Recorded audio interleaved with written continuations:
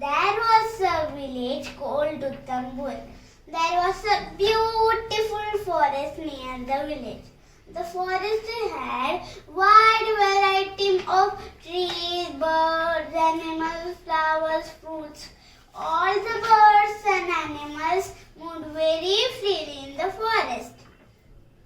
There lived a peacock in that forest.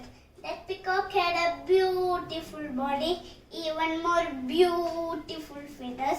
Peacock would dance merrily, happily in the rainy seasons.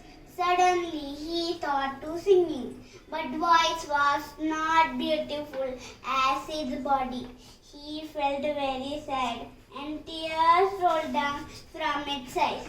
There lived a nightingale in the same forest.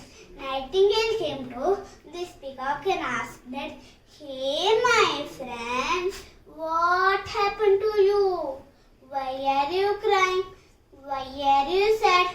Peacock said, "Oh my dear Nightingale, I don't have beautiful voice, but I have beautiful body." Nightingale said, "Oh my dear friend, I have beautiful voice, but I don't have beautiful body like you." Peacock thought for a minute. Nightingale was right. Moral of the story is, thank God for what you have and don't complain for what you don't. Thank you.